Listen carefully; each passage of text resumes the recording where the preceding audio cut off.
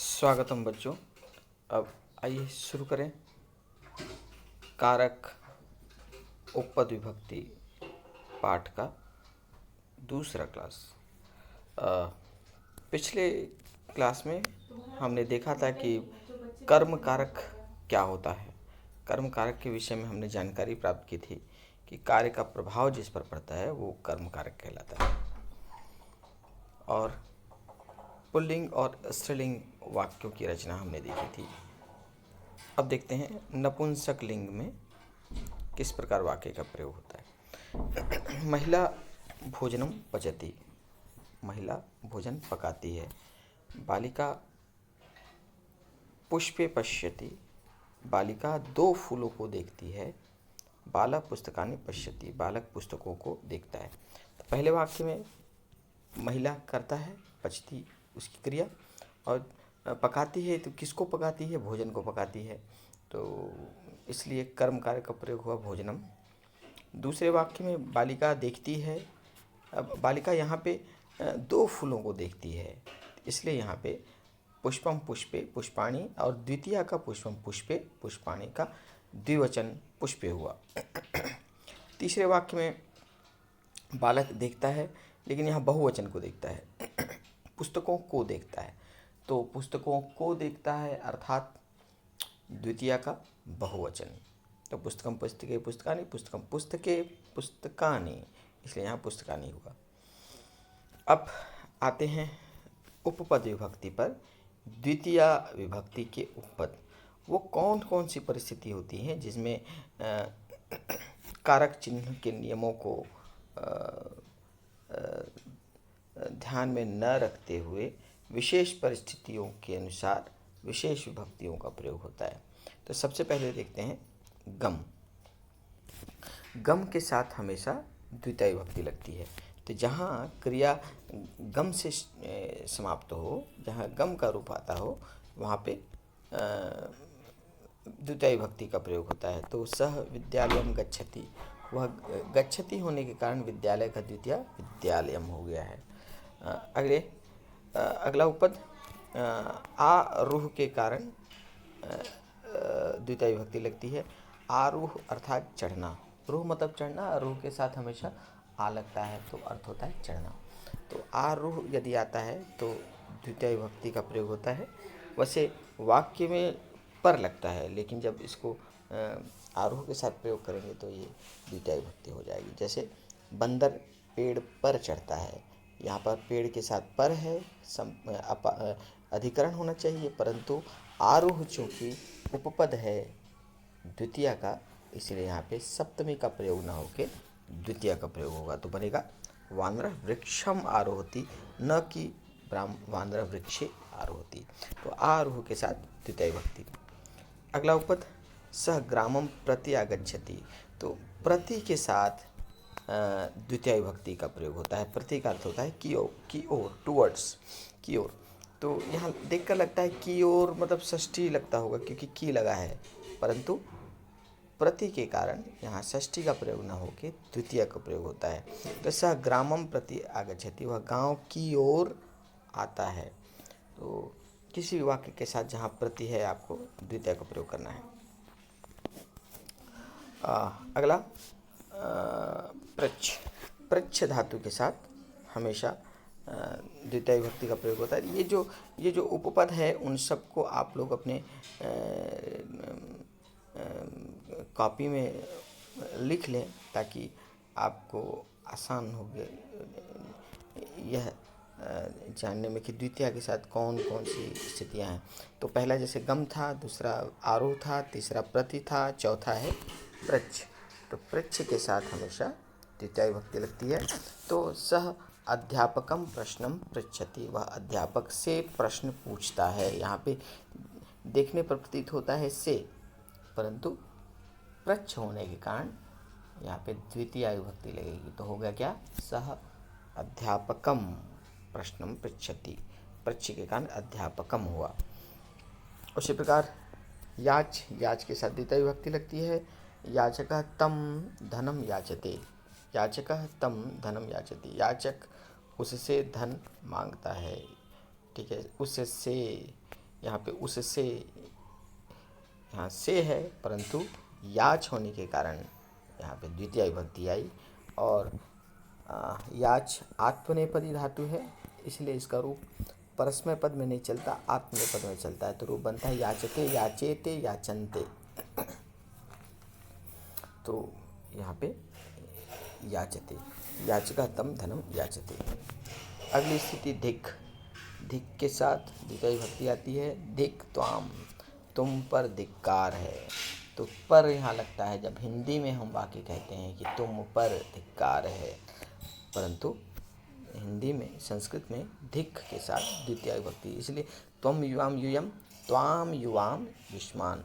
तो द्वितीय का एक वचन त्वाम आया है। ठीक है, उसी प्रकार चोर पर धिक्कार है तो धिक चौरम ऐसा हो जाएगा। अब आगे देखें। हाँ, अगला विना। विना के को आप लोग ध्यान रखेंगे कि विना में 3 विभक्तियाँ आती है। विना में द्वितीय भी आती है, तृतीया भी आती है और पंचमी का भी प्रयोग होता है। ठीक है, तो पुत्र पितरम विना गच्छति, पुत्र पिता के बिना जाता है। यहाँ के का प्रयोग हो रहा है तो लगता है षष्ठी विभक्ति होगी, परंतु विना के कारण द्वितीय विभक्ति का प्रयोग हुआ। इसके यहाँ पे आप तृतीया भी प्रयोग कर सकते हैं या पंचमी भी प्रयोग कर सकते हैं। तो तीनों विभक्तियों का प्रयोग विना के साथ होता है। अगला रक्ष। रक्ष के साथ द्वितीय विभक्ति लगती है। यहाँ भी के प्रयोग होता है हिंदी में, परंतु रक्ष के कारण द्वितीय लगती है। तो कुक्रः गृहम रक्षति, कुत्ता घर की रक्षा करता है। कुत्ता घर की, तो यहाँ पे गृहस्य नहीं होगा, यहाँ गृहम होगा क्योंकि रक्ष है, और रक्ष के साथ द्वितीय विभक्ति का प्रयोग होता है। अगला परितः। परितः का मतलब होता है चारों ओर। परितः के साथ द्वितीय विभक्ति लगती है। पृथ्वीम परितः जलम अस्ति, पृथ्वीम परितः जलम अस्ति। यहाँ कर्ता जलम और अस्ति उसकी क्रिया होगी, और परितः होने के कारण पृथ्वी का द्वितीय पृथ्वीम हो गया, पृथ्वीम परितः जलम अस्ति। उभयतः। उभयतः के साथ भी द्वितीय विभक्ति लगती है। उभयतः का अर्थ होता है दोनों ओर, बोथ द साइड्स। तो चारों ओर और दोनों ओर के साथ द्वितीय लगती है कि मार्गम उभयतः वृक्ष अस्ति, मार्ग के दोनों ओर पेड़ है। तो यहाँ पे मार्ग के है, परंतु उभयतः होने के कारण मार्गम हुआ, मार्गम उभयतः वृक्ष अस्ति, वृक्षा सन्ति, मार्गम उभयतः वृक्षा, वृक्ष, मार्ग के दोनों ओर कई पेड़ हैं। अगला अनु के साथ द्वितीय विभक्ति लगती है। अनु का अर्थ होता है फॉलो करना, पीछे चलना। तो पुत्र पितरम अनुसरति, अनुसरति में श्री धातु के साथ अनु लगता है। श्री मतलब सरकना, उसके साथ जब अनु लगता है तो अनुसरति होता है, मतलब पीछे पीछे चलना। ठीक है, तो पुत्र पितरम अनुसरति, पिता पुत्र पिता का अनुसरण करता है। तो अनु लगने के कारण यहाँ पे पिता का द्वितीय पितरम हो गया, पिता पितरौ पितरः, पितरम पितरौ पितरिन। तो अनु के साथ पितरम का प्रयोग। अगला मातरम पितरम अभितः बालकाः सन्ति। यहाँ पे अभितः, अभितः का अर्थ भी दोनों ओर होता है। अभितः माने बोथ द साइड्स। तो अभितः मतलब बच्चे जो है माता के भी दोनों ओर हैं और पिता के भी दोनों ओर, तो दोनों के साथ द्वितीय का प्रयोग होता है। मातरम पितरम, माता पिता के दोनों ओर, बालकाः सन्ति, बच्चे हैं। तो इस प्रकार ये स्थितियां हैं जिनके साथ हमेशा द्वितीय विभक्ति का प्रयोग होता है। फिर से देख लें। पहला है गम धातु, गम के साथ द्वितीय विभक्ति, आरोह के साथ द्वितीय, प्रति के साथ द्वितीय, पृच्छ, याच, धिक, विना, रक्ष, परितः, उभयतः, अनु और अभितः। तो इन शब्दों के आने पर, इन उपपदों के आने पर वाक्य को द्वितीय में प्रयोग करना है, द्वितीय विभक्ति का इनके साथ लगे हुए शब्द में होगा। अब आगे बढ़ते हैं कर्णकार का। कर्णकारक अर्थात तृतीय विभक्ति। कार्यकर्ता जो कार्य करता है तो उस कार्य को करने के लिए जिस माध्यम का प्रयोग करता है उस माध्यम को ही कर्णकारक कहते हैं। इसके लिए आप लोगों ने पढ़ा है, इसके लिए से या के द्वारा का प्रयोग होता है वाक्य में। तो जो शब्द क्रिया होने में सहायक होते हैं, उन्हें करण कारक कार्य को करने में जो सहायक होते हैं, मतलब जिसकी सहायता से कार्य किया जाए, जिसके माध्यम से कार्य किया जाए, जिसके माध्यम से क्रिया संपन्न हो, उसमें करण कारक होता है। इसका चिन्ह से या के द्वारा है, इससे के द्वारा का प्रयोग होता है। तीनों लिंगों तीनों वचनों में इसका प्रयोग होता है। मुखेन मुखाभ्याम मुखई। तो देखते हैं सामान्य प्रयोग सबसे पहले करण कारक का। सह मुखेन खादति, वह मुख से खाता है। तो हम खाने का माध्यम मुख है, इसलिए मुख के साथ तृतीया विभक्ति आई। बालका पादाभ्याम चलती, बालक दो पैरों से चलता है। यहाँ चलने का माध्यम दो पैर हैं, इसलिए पादाभ्याम पादेन पादाभ्याम पादई, पादाभ्याम हुआ। मृग पादई तीव्रम धावती, हिरण पैरों से तेज दौड़ता है। यहाँ पे देखो बालक के लिए पादाभ्याम आया, क्योंकि बच्चों के मनुष्य के दो पैर हैं, इसलिए पादाभ्याम हुआ। और यहाँ मृग अर्थात हिरण है, हिरण के चूँकि चार पैर होते हैं, इसलिए बहुवचन हो गया, इसलिए मृगेण पादेन पादाभ्याम पादई ही हुआ। तो मृग पादई तीव्रम धावती, मृग हिरण पैरों से तेज दौड़ता है। इसके बाद देखें स्त्रीलिंग, बालका द्विचक्रिकया गृहम गच्छति, बालक द्विचक्रिका से, साइकिल को संस्कृत में कहते हैं द्विचक्रिका, तो चक्रिका का अंत में होने के कारण स्त्रीलिंग हो गया, तो इसका तृतीया कया, चक्रिकया। तो बालक द्विचक्रिकया गृहम गच्छति, बालक साइकिल से घर जाता है। गृहम लताभ्याम शोभते, घर लताओं से सुशोभित होता है, दो लताओं से, घर पे दो लताएं लगी हुई हैं, इसलिए तृतीया का द्विवचन हुआ। तो गृहम लताभ्याम शोभते, दो लताओं से घर सुशोभित हो रहा है। सह माला भी शोभते, इस नेताजी के हाथ, इन नेताजी के गले में कई मालाएं हैं, तो वह कई मालाओं से सुशोभित हो रहे हैं। तो मालया मालाभ्याम माला भी, तो मालाओं से सुशोभित होते हैं।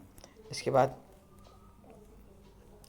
नपुंसकलिंग, नपुंसकलिंग का प्रयोग विनय रमया सह खेलती, विनय रमा के साथ खेलता है। ये है उपपद के प्रयोग। तो विशेष परिस्थितियाँ जहाँ पर हमेशा तृतीया विभक्ति का प्रयोग होता है, फिर से आप लोग इसे नोट करना प्रारंभ करें, इसे लिखना प्रारंभ करें। कौन कौन सी स्थितियाँ हैं जहाँ पर तृतीया विभक्ति का प्रयोग होता है। सर्वप्रथम सह, सह के साथ तृतीया विभक्ति आती है, सह।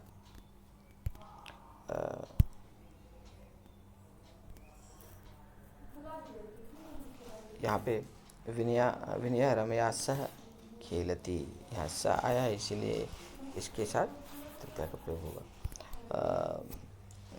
रमा का तृतीया रमया है, रमया रमाभ्याम रमा भी। अगला अंग विकार के कारण तृतीया विभक्ति लगती है। अंग विकार मतलब शरीर के कोई भी दोष हो, लंगड़ा होना, अंधा होना, बहरा होना, गंजा होना, तो ये शरीर के विकार हैं जिनके साथ हमेशा तृतीया का प्रयोग होता है। तो सह पादेन खंजा अस्ति, वह एक पैर से लंगड़ा है, क्योंकि एक पैर से है इसीलिए तृतीया का एक वचन पादेन आया। सह नेत्रेण काण अस्ति, यहाँ भी शरीर विकार है, काना है, वह एक आँख से खाना है, इसलिए तृतीया का एक वचन नेत्रेण, नेत्रेण काणा। अगला बालकः पित्रा समम अस्ति, यहाँ समम, समम के साथ भी तृतीया विभक्ति का प्रयोग होता है। तो सह के साथ और उसके साथ सम, सम मतलब समान। जब तुलना हो जाती है, तुलना की जाती है, तो तुलनात्मक जो शब्द समम है वो तृतीया विभक्ति में आता है। तो बालक पिता के समान है, देखने में तो लग रहा है पिता के साथ षष्ठी होगा, परंतु समम होने के कारण पिता का तृतीया पित्रा हो गया। तो पिता का रूप चलता है पिता पितरो पितरा पितरम पितरो पित्रा पितृभ्याम पितृभी, इसलिए यहाँ पे पित्रा हो। अगला पुनः अंग विकार, सह चक्षुभ्याम अंधा, वह दो आँखों से अंधा है, ये भी शरीर का विकार है, इसलिए तृतीया विभक्ति आई। और चूंकि चक्षु की तृतीया होती है चक्षुणा चक्षुभ्याम चक्षु भी, इसलिए यहाँ पे 2 आँख होने के कारण चक्षुभ्याम, 2 आँखों से अंधा है।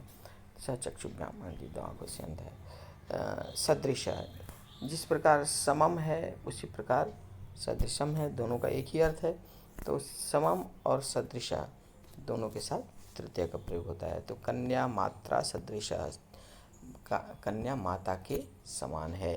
तो के लगा हुआ है माता के साथ, परंतु सदृश होने के कारण तृतीया विभक्ति आई तो बना मात्रा सदृश। इसके बाद अलम कलहेन, अलम का प्रयोग, यहाँ देखेंगे अलम का प्रयोग तृतीया में भी होती है और अलम चतुर्थी विभक्ति में भी प्रयुक्त होता है, परंतु दोनों में परिस्थितियाँ अलग हैं। अलम जब तृतीया के साथ होती है तो वो होता है निषेधात्मक वाक्य, मतलब कि न करने का इंस्ट्रक्शन, न करने का जब निर्देश हो तो वहाँ पे अलम के साथ तृतीया विभक्ति आती है। अलम कलहेन मतलब कलह मत करो, झगड़ा मत करो। तो सामने अलम आएगा और जो शब्द है उसके साथ तृतीया विभक्ति लग जाएगी। तो अलम कलहेन, कलह मत करो, झगड़ा मत करो। परिश्रमेण विना कुतः विद्या, यहाँ देखिए पिछले विभक्ति में हमने बात किया था, विना की बात की थी कि विना का प्रयोग द्वितीया में भी होता है और विना का प्रयोग तृतीया में भी होता है। यहाँ पे तृतीया के साथ विना का प्रयोग हुआ है। परिश्रमेण परिश्रमाभ्याम परिश्रमेभ्यः, तो परिश्रमेण विना कुतः विद्या, परिश्रम के बिना विद्या कहाँ। तो इस प्रकार विना के साथ द्वितीया का भी प्रयोग है और तृतीया का भी प्रयोग है। तो फिर से देख लें एक बार कौन कौन सी परिस्थितियां हैं जिनके साथ प्रयोग होता है तृतीया का। वो उपपद है पहला सह, सह, सह के साथ तृतीया विभक्ति लगती है। उसके बाद अंग विकार, अंग विकार में यहाँ पे खंजह, खंजह मतलब लंगड़ा, इसलिए यहाँ पे पादेन तृतीया विभक्ति आई। तीसरा काण, ये भी अंग विकार है, इसके कारण काण होने का नेत्रेण में आया। और चक्षुभ्याम, ये भी अंग विकार होने के कारण तृतीया आया। तो ये जो 3 स्थितियां हैं, इन तीनों स्थितियों के साथ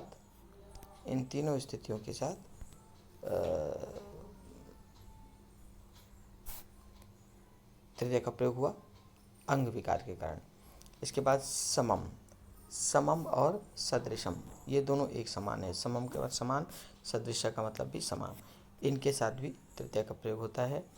इसके अलावा जब किसी को कार्य करने से मना किया जाए तो वहाँ अलम लगता है तृतीया के साथ, तो अलम कलहेन। उसी प्रकार मत दौड़ो तो अलम धावनेन, मत डरो तो अलम भयेन, इस प्रकार तृतीया का प्रयोग होगा। और उसके बाद विना, तो विना के साथ द्वितीया भी आती है और विना के साथ तृतीया का भी प्रयोग होता है। तो इस प्रकार मुझे पूर्ण विश्वास है कि आपको कर्म कारक तथा कर्ण कारक के उपपद विभक्तियों का अच्छी तरह ज्ञान हो गया है। अब हम मिलते हैं अगले वीडियो में इसके आगे के उपपद अध्ययन के लिए। तो नमस्कार।